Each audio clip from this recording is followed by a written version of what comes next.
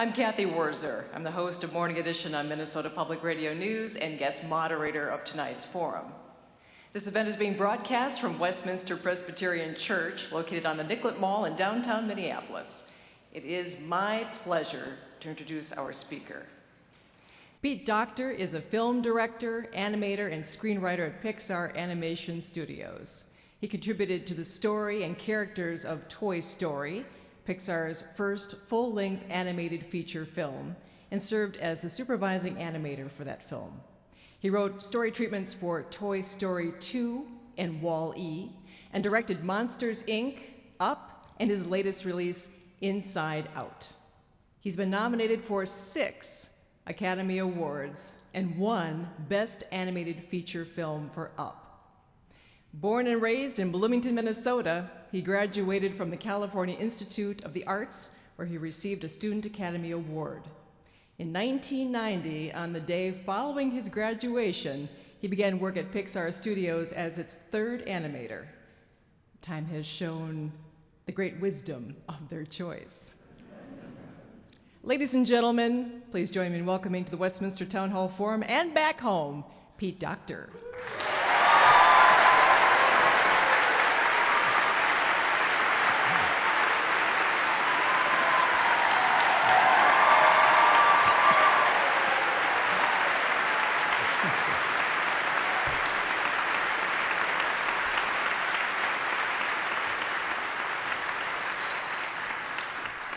Thanks everybody for coming. I've got some slides to show you, but of course we can't see that on the radio, so I'm going to speak enigmatically about them so that the home audience doesn't feel as though they're missing anything. And really, it's photos like this of my home growing up. I grew up just a ways away from here in Bloomington. It's so nice there in May, you know. I was a happy kid. I had a good fashion sense, as you can see. And for as long as I can remember, I've always loved making things. Now, the arts are full of people who have had to fight against their parents who forbid them from following their passion on the road to becoming artists. But my parents were encouraging and supportive. So where did that leave me? I had no one to fight against, so I had to develop a healthy sense of self-doubt and insecurity, which I nurse to this day. Actually, this sort of started in junior high for me. Up until then, everything was pretty upfront, but in junior high, things started getting confusing. You know, suddenly I was aware of wearing the wrong thing and what was cool and what wasn't. I had no real idea for that. So I was most happy alone in my room, fiddling with electronics or making and watching cartoons. I love cartoons. I actually don't remember what the first cartoon was that got me hooked, maybe Pinocchio or Fantasia, but whatever it was, I was absolutely amazed. And though I loved the drawings, what really hooked me was the fact that they move, right? And I knew that they were just drawings up there, but it just seemed so believable to me that it was almost like magic or something. And when I discovered I could do this, when I made a flip book on the corner of my math book, I was hooked. And I've since then made a whole bucket full of flip books on 3M notepads, which I think my mom still has in the closet. And I still make them. This is one that I made a couple years ago instead of family Christmas cards. And it's, you know, the basic idea is that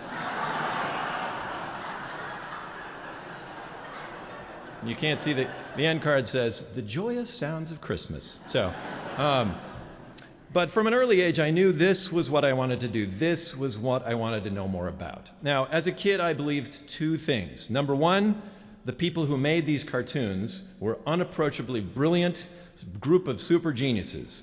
And 2, that the stories they created must have formed fully and sprung forth from their brain like jewels, you know. I imagined Walt Disney lying in bed and just sitting up and going, "Dumbo," and the whole thing would be there. Well, as it turns out, neither of these are true. I left the blissful refuge of Bloomington to attend college at the California Institute of the Arts in Valencia, California, which was, at the time, one of the few places that had a major in animation. And when I graduated, I was born at a good time, which I credit my parents for. It was a time when animation was just blooming. And so The Simpsons was just starting up, Disney was hiring, And therefore, it made no sense at all that I started at a small computer company called Pixar. Now, you have to remember, this was a time before Pixar was a name that people knew. In fact, if you had heard of it, it was probably because of the Pixar Image computer, which was their primary business. Actually, I'm not even sure you could call it a primary business because they were losing $1 million a month making these things. And in fact, the first time I met Steve Jobs, the owner, was when he came to lay off half the company. And I thought, oh, okay, did I really make the right choice coming to this studio? I don't know. But within a few years, we started working on a feature. Joe Ranft, myself, John Lasseter, and Andrew Stanton started to write and draw what would become Toy Story. And believe it or not, when we started on this film, we were sort of upset. We were really angry because there was an unwritten rule that if it was animated, it had to be a musical. This is the early 90s, and now I'm not against musicals. I love musicals, but we knew that animation was capable of so much more than this, and we really wanted to push things, and we swore to each other that we would do something new. In fact, when we first pitched this to Disney, they said, "Great, we love the story. Where do the songs go?" And we said, no, we're not going to, it's going to be no music. We're going to try a buddy film structure, which had never been done before, no cute animal sidekicks, etc. And so we really tried to push things, and we've tried to do that in every film since then. When the film came out, it was a huge success, which surprised the heck out of me, because it felt like just a bunch of guys making these things for fun. But what was one of the greatest things for me, the side benefit of this, was that I got to meet some of my heroes, like Chuck Jones, who of course directed a lot of the Bugs Bunny cartoons and Roadrunner and so on. I got to meet Frank Thomas and Ollie Johnson, two of Disney's 9 old men, and speak and really get to know quite well Joe Grant, who co-wrote Dumbo and picked the music for Fantasia. This was, I couldn't believe how fortunate I was. At any rate, the success of Toy Story meant that we were going to need more movies. So I asked John Lasseter if I could develop one, and he said yes. So one thing that surprised me actually when Toy Story came out, a lot of people came up to me and said, I sort of secretly thought my toys came to life too when I wasn't around. And I thought, I wonder if there's anything else like that we all know is true. And I knew that there were monsters that were hiding in my closet, waiting to scare me at night. So what if we explored that world? And we started messing around, and we tried to explain why sometimes the monsters in your closet might look like an item of clothing. We thought about pairing monsters with specific fears, like the fear of heights. But most exciting of all, we came up with this idea that monsters scare kids for a living. That's their job, right? These guys work at this giant factory. They clock in, they clock out. They belong to a union. And I was feeling really good about this concept. When I pitched it, people laughed. We had a clever idea, and I was feeling good. And yet, as I fleshed out the story, somehow it just didn't work. The audience was bored. People told me, I don't get what this movie is about. I was like, what do you mean you don't get what it says? It's a monster scaring kids. What is there to get? I had this really clever idea, I thought, and yet somehow the movie was failing. And this was very stressful for me because I love this job. Animating on Toy Story, I would work late into the night. My wife Amanda would wait for me. She'd play solitaire on one of the other computers. And about 2 in the morning, I'd wake her up, and we would walk to our house, which is only 2-3 blocks away, so I could be sure to be there first thing the next morning at 9 o'clock. And then what happened was, around then, my wife and I had a kid. And this was an amazing experience, and of course, you guys know, it changed everything. Your brain just kind of explodes. And I was still having a great time at work, but now I wanted to be at home and watch this amazing creature. And so I was work or home, I want to be in both places, how do I do this? The answer is, of course, there is no answer.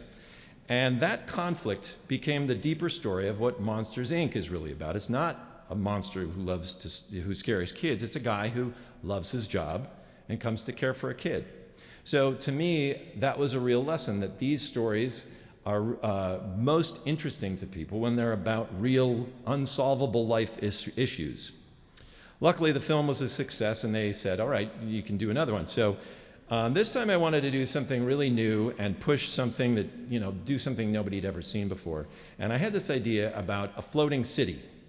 There were these 2 princes, these brothers, who lived on it, and they got in a fight and they fell off this floating city, and then to get back they had to follow this aboriginal bird creature. You remember this one? Probably not. Actually, it became Up.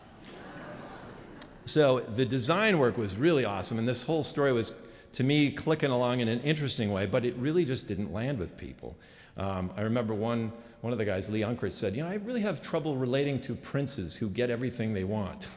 So I went back to the desk and I was like, okay, this is not going to go. What is it that keeps drawing me to this story? Why do I like it?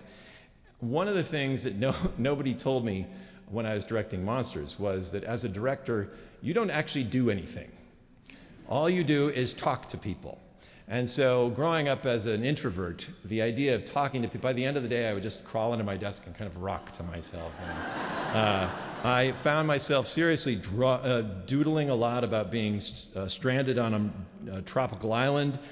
Looking back, I had all these books about traveling to the South Pole and the jungles of South America. And so I was really drawn to this idea of escape and this idea that sometimes the world just gets too much. And so I went back to the floating city and we replaced it with a single house.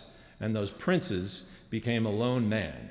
And at its heart, the feeling of getting away from it all, which I think everybody can really relate to, that sometimes the world's just too much, that really became the central driver for this story. Of course, I'd always thought it would be fun to do something with a grouchy old man character, somebody who is kind of a jerk but could get away with it. And you'd still like them. So I did a bunch of drawings about things I had observed in real life. Details about like not eating spicy food, walking around with your mouth open, things old people do, which sadly, as I get older, I'm starting to do all these things now. So this might be as good a time as any to just talk a little bit about our process, how we make our films. Of course, it all starts with an idea. And as we develop that idea, we move into what we call story development, which is basically a lot of talking, research, kicking it around, talking to each other. And sometimes that's really as far as they go. They just end there. But if an idea still has promise, we move on to the writing phase, which for us means treatment, script, and then thousands of drawings, storyboards, which even though they're drawings, to us is still writing. It's an extension of the script process. Meanwhile, at the same time, we have an amazing group. The art department is figuring out what all this stuff is going to look like. They do this by creating thousands of drawings and plans, and then they give those plans to the technical department, and they build those characters, sets, and props, and pass along all that stuff to the layout department. Now, the layout department is kind of like our camera group. They set up everything. They set up the camera. They think in terms of wide shots, masters, overs, all of this kind of thing. And we assemble all this together into a cut. So it's basically edited before we shoot it, if it makes sense. We know exactly what those shots are going to be before we give them to animation. Now, animation is the equivalent of our actors. They create the movement, the expression, the gestures. Anything that's too complicated to do by hand, say, for example, thousands of balloons tied to a house, that is handled by the simulation group. So that gets folded into the mix. And then, of course, you have effects like fire, rain, water, explosions, even glitter explosions. So that's the effects group. And then it goes to lighting, which takes the flat, plain colors that we see as we're making this thing and gives them shape and shadows. And so it starts to really look pretty spectacular. Then after a number of checkpoints to make sure everything is behaving the way we thought it would, we do the final render, which brings everything together, the model, the movement, the lighting. And each second that you see on screen requires about 24 frames. Each one of those frames can be up to several days worth of render time. So it's really a slow process, made one frame at a time. All the stuff that I talked about at first, the planning, writing, drawing, the figuring out what we're going to do, that is what we call pre-production. And then the later stuff, the actual making, like building, moving, painting, lighting, that's all production. But it all starts with that idea, and I'm now going back, finishing on Up. I started again, wanting to find something that everyone was familiar with. But this, as I know now, is a fine line. If it's too familiar, you feel like, oh, I've seen that before. It's boring. But if it's too different, like the floating city thing, people say, what is this? I don't relate to this, and I have no idea. So really where these ideas come from, I have no idea, or I'd go there more often, but I got this idea about emotions as characters.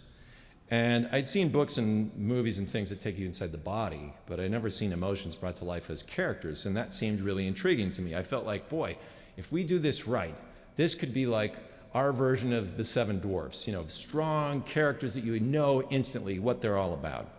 And yet I also knew that wasn't enough. So I started thinking, what is this going to be about? I talked to friends at work, Ronnie Del Carmen, who's a co-director, and Jonas Rivera, a producer.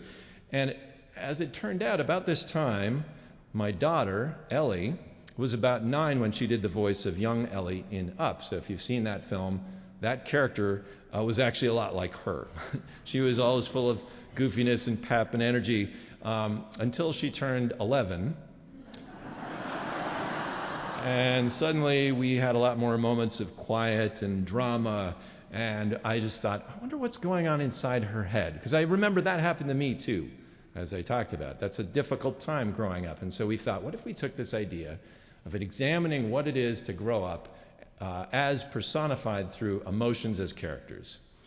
So with that basic pitch, this is the pitch that I gave to John Lasseter that I just gave you. I went to tell him about it. And John's office is basically a toy heaven. He has every single toy made from all the Pixar films. This is only a small portion of them in his office, but it was too distracting in there. So we went to this boring white room, and I pitched John the idea of this. We have a little girl, but she's actually the setting, because inside her head are her emotions. And he agreed that basic premise really sounded interesting, and so we were on to the development phase. And as I mentioned, we do a lot of talking and drawing on whiteboards to get a basic sense of how this thing is going to look. But around this time, we started realizing how little we knew about this subject. So one choice that I made early on was this was going to be set in the mind, not the brain. So no blood vessels and dendrites and stuff. We were talking about consciousness, memory, personality attributes and things, which was really freeing because that meant we get to make everything up. But it was difficult because we didn't know what it was supposed to look like. You couldn't look at a picture of a fish or a car and go, okay, make it like that. So we turned to science for concrete answers to our problems. Well, we should have known better because depending on which scientist you talk to, you get very different answers. Even things like, how many emotions are there? Well, one guy I asked, he said, well, there are 4 basic emotions. The next guy said 27. So, it was very, it's not agreed upon by science. But we were fortunate to live in the same town as one of the pioneering scientists in the study of emotions, Dr. Paul Ekman. And he had this basic theory that there are 6 emotions, that being happiness, surprise, fear, sadness, anger, and disgust. As I was kind of doodling, I thought, well, surprise and fear both seem like they would react kind of similarly as a character, so let's just get rid of that. And that's how we ended up with the 5 that we have. Of course, we then learned that this was his early work, that in his later work he's posited 16 emotions, but it was too late. So the real key benefit of this research, not only identifying which emotions there were, was that each emotion has a job. And I never thought of it like that, but it's true. And some of them are more obvious. Fear, for example, keeps you from taking unnecessary risk, keeps you safe. And so its trigger is uncertainty. Of course, in the film, we were able to get Bill Hader, who's fantastic. We found this picture online, by the way. We didn't take it for the thing. So anger is interesting. I used to think of it as just getting you into fights, things you'd regret saying later and so on. Well, it turns out anger keeps you from getting a raw deal, makes sure that things are fair, which makes a lot of sense because social justice and fairness have a lot to do with the work that Lewis Black uses in his stand-up comedy. So, in fact, this was interesting. Paul Ekman, he says a lot of times anger gets a raw deal. If you think about social justice, helping people around the world, oftentimes that's triggered by you watching something in the news and going, that's not right, and feeling this indignation. So anger can be a very useful emotion, just like all these. Disgust, basically a response that keeps you from getting poisoned. In fact, that expression that you make, this was in an early work by Charles Darwin. He said that's probably a result from an adaptation from spitting out food. So if you feed like bitter food to babies, they go, and they spit it out. And that face then is the same face we make even in social situations. If we see someone wearing a awful tie or something, ugh, So she, of course, is triggered by purity, and we were lucky to get Mindy Kaling from the Mindy product. Our producer, Jonas, had to call Mindy and say, hey, we'd love you to be in a Pixar movie. The character's disgust. And she said, what? And he said, oh, no, she's disgusted, not disgusting. So she said, oh, okay, so she was okay with that. Sadness is a lot less obvious. In fact, I think for a lot of us, because we feel that sadness is a negative thing, we try to avoid it or even self-medicate. It's not immediately obvious why you'd want sadness in your life, which we used to our advantage in the film. Of course, in real life, sadness is triggered by loss, and it helps you deal with loss. And we cast Phyllis Smith from the US version of The Office for this role, who is just fantastic. Of course, there's a reason why our kid in the film is always happy, and that's because her lead emotion is joy. And joy is our response to benefit or gain, and of course she's voiced by the incredible, funny Amy Poehler. So you can see all these different emotions have different jobs, and that's why I was so excited about this idea, because they're all strong, opinionated, caricatured. That's exactly what animation does well. So this is about where we start the writing process, and of course, all this character development, the characters, we don't know quite what they're going to look like at this time. But most people think of writing as script writing, and that's true for us, but for us, we also draw. So drawing for us is an extension of the script writing process, and we have this amazing team of artists, and what they do is not only draw individual drawings, but they put them together in sequence. And that way you can flip through these drawings to convey how the scene will unfold, and you get a pretty good sense of it. We did about 177,000 drawings for Inside Out. And it's not just one version of it. I'll explain that in a second.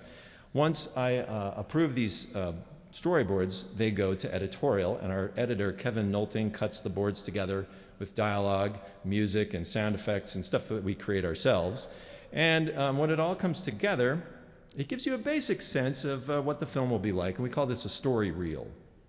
Now, our first attempt usually doesn't quite work. So we start thinking and talking and drawing and rewriting and recutting, and we try it again. And usually the second try is a little closer, but still not quite it. So each sequence takes about 3 to 5 working sessions. Each session is about 3 to 4 hours, and that's not counting all the work, of course, that builds up to that. For any given film, we have approximately 27 sequences, so if you do the math, that comes to a lot. I don't know, I went to art school. But we cut all this together, and we bring it into our main theater, and we run the film for everybody. Besides our crew or the kitchen staff or whoever we can get in there, we also have John Lasseter, Lee Unkrich, Andrew Stanton, the other filmmakers who are making their own projects. And after the screening, we meet up here in this room, this conference room, where we share opinions about what worked and what did. Now, truth is, a lot of these ideas are really great, and some of them are not so great. And it's basically understood that it's up to the filmmaking team to figure out which are which. So there's no mandatory notes. It's all just ideas, things to throw on the pile. And it's up to us to figure out which ones to use. Now we'll go back and do this whole process again. We take those notes, we go back, and we start drawing again, and again, and again. We do this about 7 or 8 times on every film. So for the film that you see in the theater, there's at least 8 versions of that hopefully you'll never see, because they're awful. Well, unfortunately, I don't have time to get into the production end of things. There's a whole other talk about the design of the props and sets, recording the actors like Amy Poehler and Phyllis Smith, Bill Hader, of course, camera work, animation, lighting, all the production stuff. But, you know, making these films takes a while, from concept through treatment and script and multiple versions of these various things, of course, through storyboarding, cutting it all together with dialogue, music, and sound effects, screening the film, talking about what could be better, doing that again and again and again. This whole process, before we start to get things approved for production so that we can actually make the thing, in total, the whole thing from beginning to end is about 5 years. Now, after hearing this, you might well ask yourself, why? Why do you do all that? Why don't you just get it right the first time? Well, the problem is we know we're going to be wrong. And if we don't allow ourselves to be wrong, we're never going to do anything new. We're just going to rely on things that we know work. So for us, making mistakes is an essential part of our process. We're not embarrassed by it. In fact, we plan for it. But the bigger question is, why even make films at all? As I just told you, it's a heck of a lot of work. I spent 5 years working on Inside Out, took hundreds of people, working thousands of hours. Why do we spend our lives making movies in the first place? Well, at their best, movies are an art form. And to me, all art is storytelling. It's about talking to someone, telling them how you feel about something that happened to you. I believe that art is as essential to our existence as breathing and eating. The world out there is sometimes a big and lonely place, and it's very easy to feel like we're all alone. So we tell stories to each other. We talk about how it feels to love and have our hearts broken, how it feels when our kids grow up and go out into the big wide world. We talk about our mistakes, our triumphs, the experiences of our life. And when we tell each other about that, about what it feels like to be alive, it's in these moments that we come to realize that maybe we aren't so alone after all. That's why I make movies anyway, and I hope it shows up in my work. Thank you very much.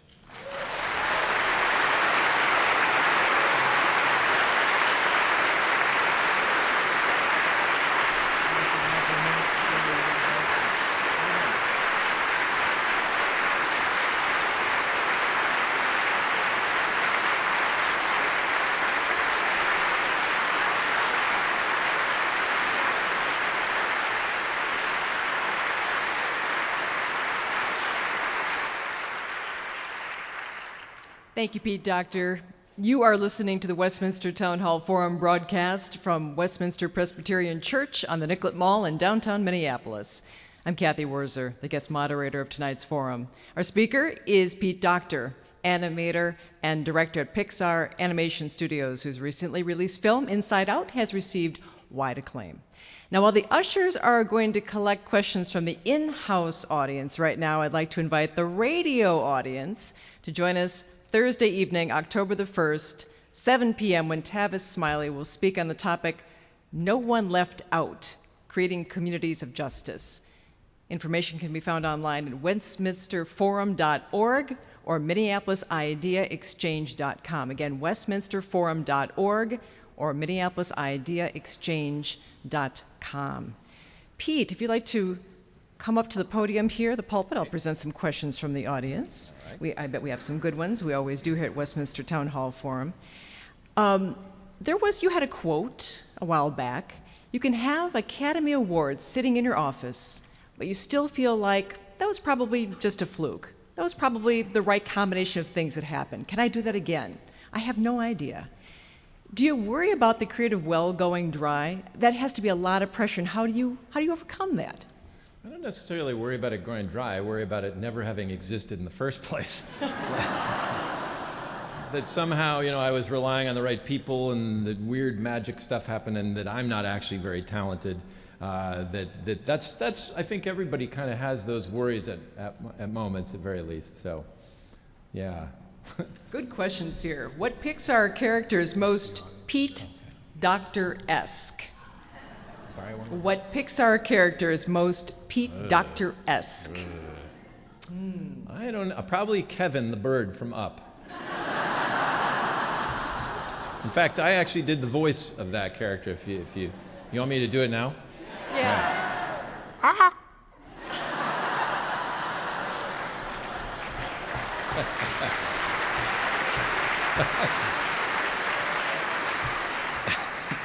And speaking of voicing characters, many animated characters resemble their voice actors. When you create a new character, do you have a specific actor in mind, or do you modify the animation once the voice is cast?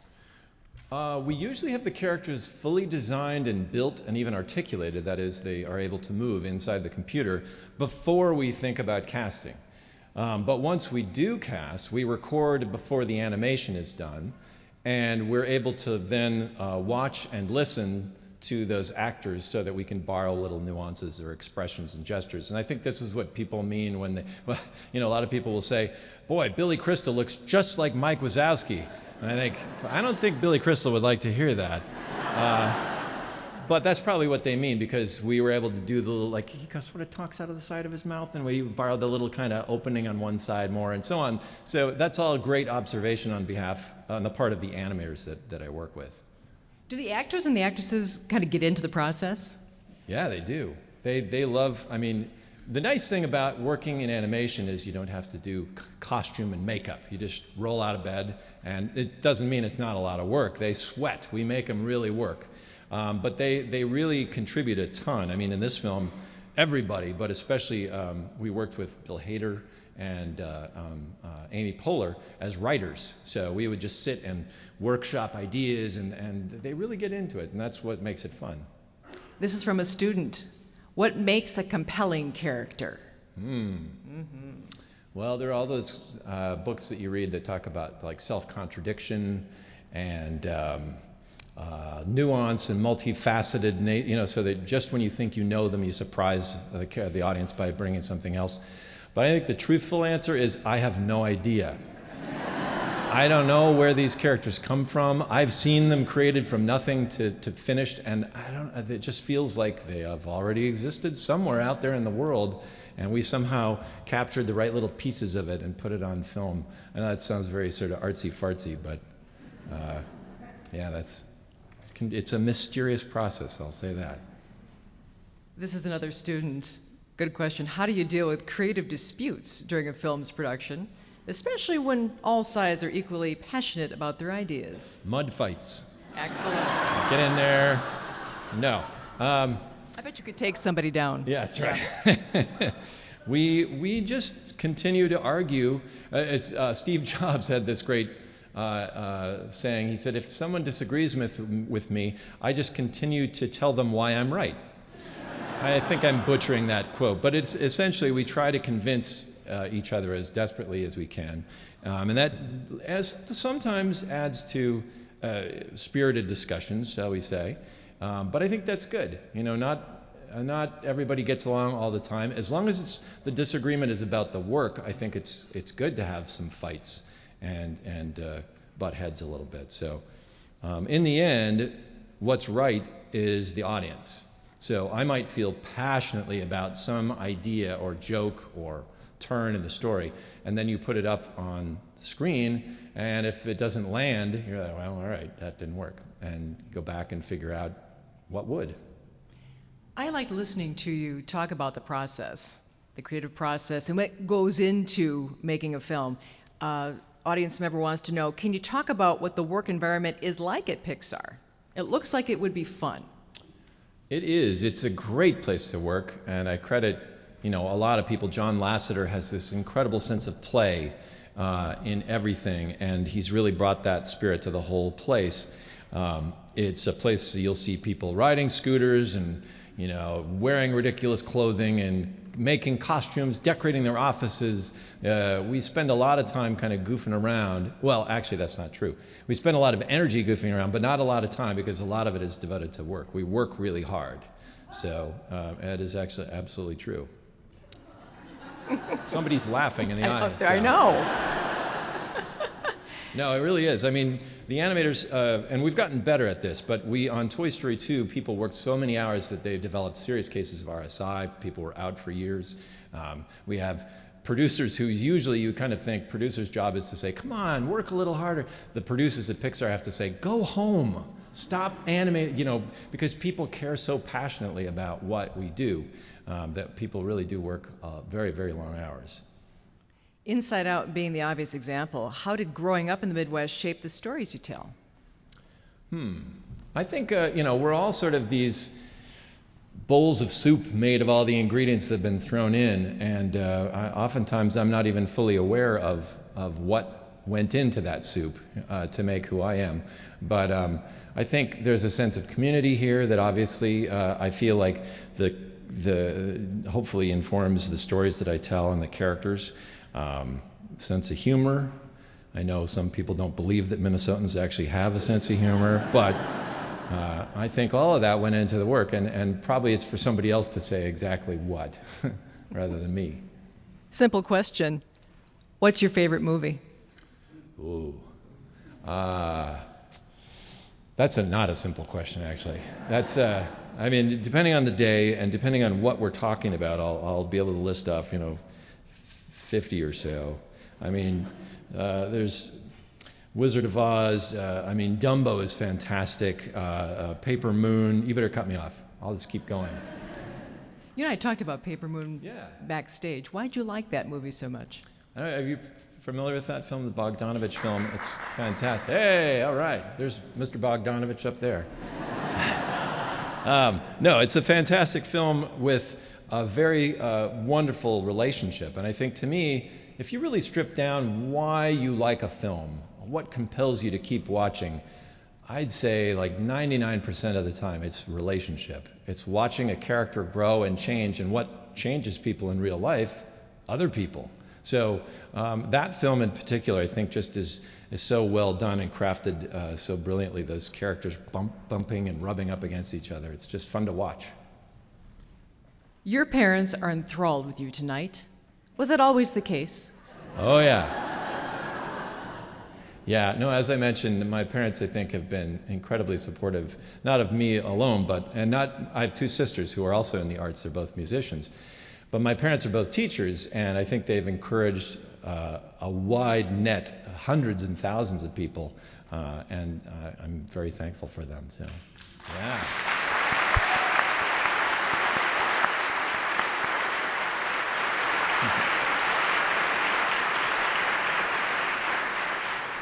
Another question about growing up. This is from a student. Who was your favorite animated character when you were growing up, and has it changed? I probably, to me, like the high point of the week was watching the Bugs Bunny Roadrunner Hour, which was on Saturdays at 9 o'clock. Although that shifted to 8:30 at one point. So, you had to really watch out so you don't miss any. But Bugs Bunny was always a character that I sort of secretly wished I could be, because he can get away with anything and say things to people and stuff. But plus he was just fun to watch. He was well animated. So that's a character that I definitely like. But, again, it's kind of like the question about your favorite film. Depending on the day and the situation, I might answer differently. Yeah.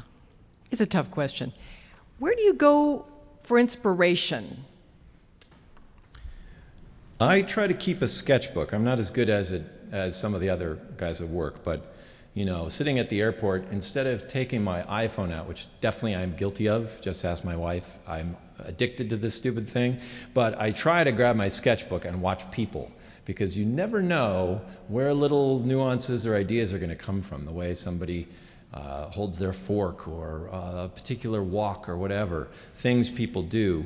I also, I like to go for walks myself, just by myself, and think, get my heart rate going, so that's one thought.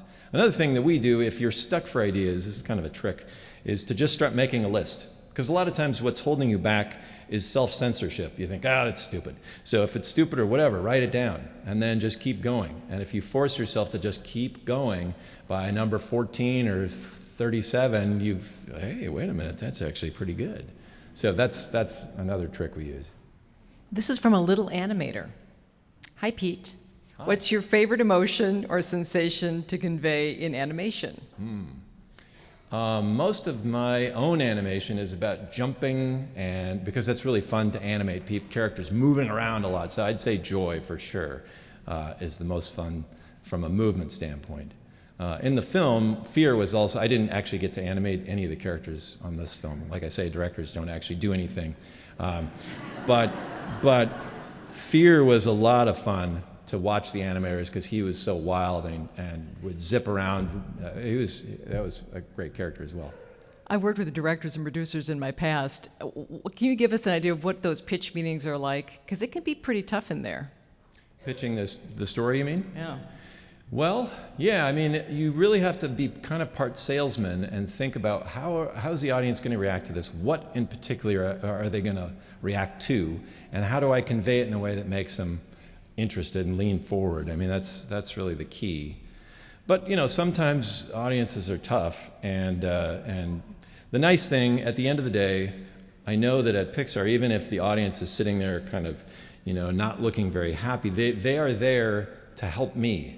And I think that's something that just takes a little while for people to recognize that the only way this sort of thing works is when you really trust your collaborators. You have to have this sense of trust with each other. Did any of your movies have a different ending that you wish stayed or one that you would like to have changed? Well, I will say, this is not quite the answer to the question, but when we had a preview screening, I should back up. By the time we're usually between half and 75% finished in animation, we often have an audience preview screening. So we'll go to some mystery theater, we'll grab people off the street who, they have to be willing. We don't just grab them. And we show them the film. And they have no idea what they're going to see. In this case, it was Monsters, Inc. So the audience watched it, and the ending was not animated.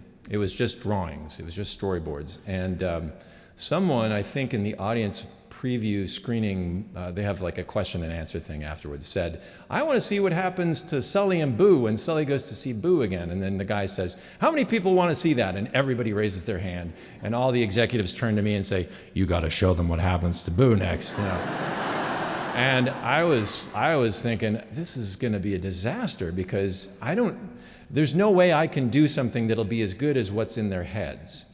And so I really stuck to that. And that was one where we had to fight a little bit, but in the end, I think it was the right choice. So sometimes, stuff like that happens. This question's asked by the Greater Twin Cities Youth Symphonies in the audience. The whole symphony is there? I'm not sure. How did your musical upbringing impact the creative process of your animation career? Music is a lot like animation in that it's time-based. So I think the fact that I was exposed to music and played music from an early age, it really influenced my sense of timing. So as an animator, I would sketch things out, and then I would hear it in my head. I'd hear the characters falling down the stairs, dun, dun, dun, dun, dun, dun, and I would kind of time it with a stopwatch based on the music that I hear in my head. So in that sense, it was a pretty big influence. I think, too, just from a storytelling standpoint, the idea of music being so much a part of the process of making films, I like to think anyway that I have an ear for music that'll work and really reinforce the storytelling as well. So I didn't like practicing, though. I will make that clear. But it was a good thing. All right, I said it. Several questions here from young filmmakers and young animators. What advice do you have for an aspiring young filmmaker or an aspiring young animator? Do it.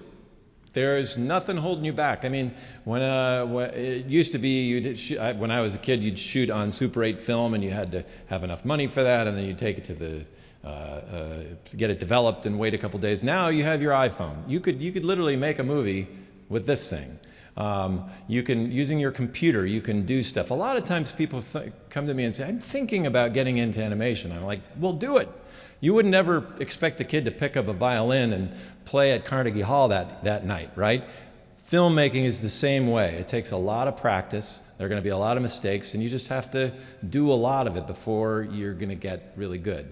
I know growing up, like I said, I felt like there were these people who were just born unfairly talented. And that's true, but even they had to work really hard. It takes a lot of work and a lot of practice. Your parents were your first teachers, but did any of your other teachers have a particularly strong influence on you? Yeah, I had a lot of teachers who really encouraged me in various ways. Mrs. Kennedy, who is my fourth grade teacher, is she here? There she is. Hey. Hey.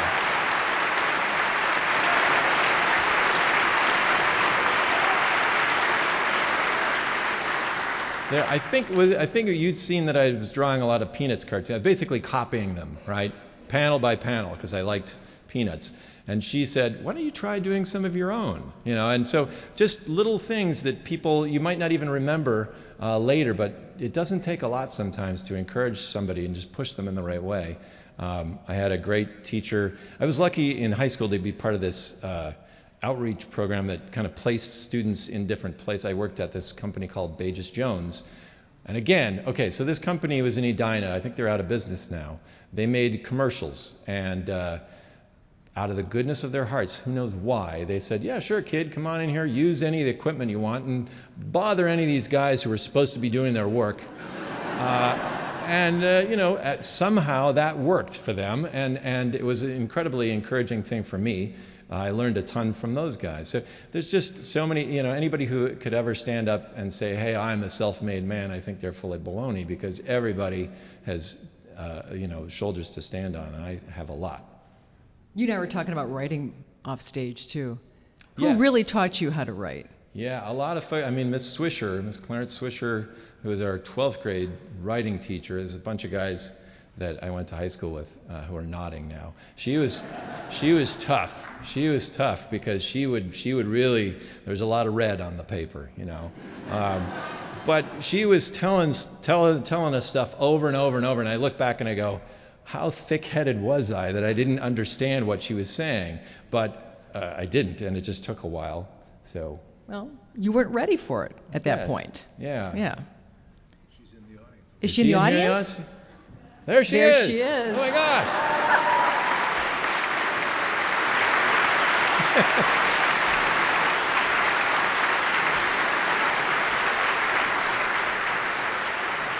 Well, thank goodness I'm you said kinda- something nice about her. I'm kind of. That's good. I'm kind of scared now. Since this is an ideas forum, this is a good question. There's a lot in the world that needs to change. Can you help change the world through film? And how might you do that?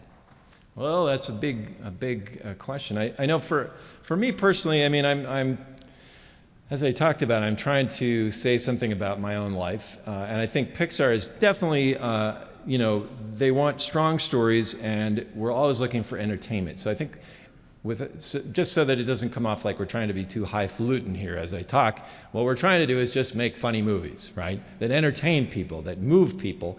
I will say this movie that I just finished, Inside Out, I've had a number of people say, especially with autistic kids, it's been really interesting. They've said their kids have used this movie as a tool to talk about their own emotions that previously they had no way of communicating about. That was pretty powerful. It was, yeah.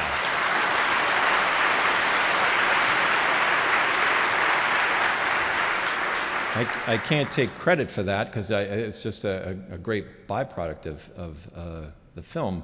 But it does kind of point to that maybe in some way you can make small changes in trying to influence people and change people's mind. I remember seeing a film called The Man Who Planted Trees. I don't know if you guys have seen that short film, Frederick Bach, who just passed away recently. It's a beautiful film about preservation and nature. I encourage you to check that out if you want to see a great movie. Say, speaking of Inside Out, what was your daughter's reaction to Inside Out, seeing how her moods inspired it? Oh yeah. I didn't tell her for a long time that I was making a movie based on watching her, and so finally at the end, I knew I couldn't prolong the inevitable any longer. I brought her and my wife to Pixar, and they sat through one of the screenings, and afterwards I kind of went up to her and like, hey, what'd you think? And she's 16 now, because you know it's been a number of years since we started. She was 11 at the beginning, now 16. And I kind of went up to her and, what'd you think? And she said, good movie, Dad. So I thought, all right, I really scored. That's high praise for a 16-year-old. So she really liked it, actually.